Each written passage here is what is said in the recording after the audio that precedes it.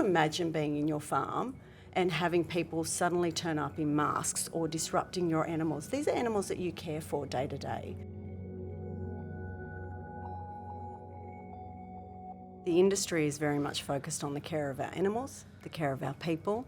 We operate under best practice. We're backed by the latest science, and we undertake continuous improvement around the care for our animals and our training of our people. So for us, I would just say that what they said was simply not true. I'm incredibly proud of the pork industry and the way we operate, and we will always look for improvements. We will always look to improve.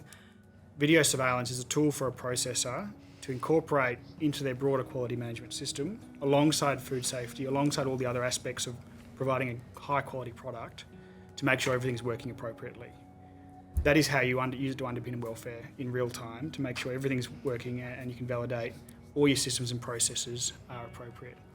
It is not appropriate for that footage to be beamed off to the public or a third party. It is to give confidence to the regulator and allowing them to do their job. We're not hiding the fact that CO2 in some instances can be aversive, but on balance we see it as, in many contexts, and it depends on the establishment and the types of pigs that you're processing, but in many contexts we see CO2 as the most appropriate method for euthanizing pigs.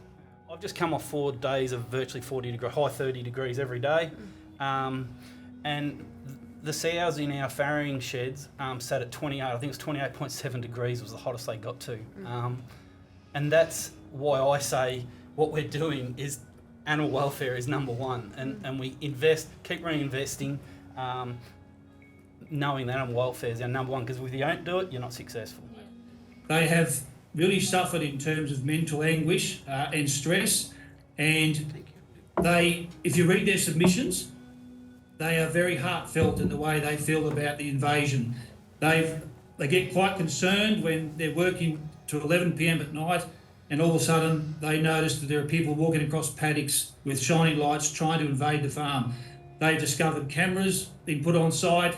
They've discovered returns of time where people have come and to get the cameras back again. We've had the activists steal the cameras, so quite a concern.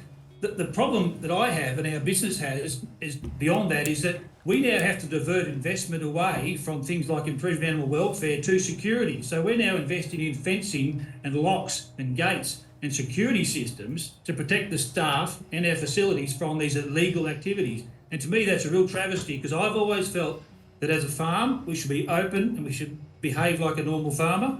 We now have to rethink that to protect our staff and our pigs and our facilities from illegal activism that is never, to date, has never been prosecuted. You know, it's a personal choice whether people want to eat meat or not eat meat. It's traditionally, whether it's red meat or white meat or chicken. You know, we want to do it in a humane way. We want to make sure the welfare of the animals are looked after, and that's basically where we come from. You know, we've seen some of the videos and that over time which disappoint me. Whether they're fact, I don't know, but they look horrific. Those sort of people, if that is the case, they need to be brought in line. You know, everyone's got a bad apple somewhere, whether it's a thug on the football field or whatever, but they need to be penalised. And I don't think the penalties are harsh enough, to be honest, to keep our industry at best practice. I mean, there's been suggestions that you're allowed to be cruel to an animal, you know, that there's exemptions to be cruel to an animal. There are no exemptions to be cruel to an animal. What we have is a list of standards and guidelines or codes across different species that have been developed with stakeholders relying upon scientific evidence, relying on expertise, relying on a practical understanding as to how the industry has to operate, and that will always be in the context of being able to afford the food that we, for the consumers to be able to afford the food that we produce. Those existing frameworks are currently under review. So to suggest that no one cares about it, or that there is a way to get out of the framework, or that there is an exemption is misleading at best.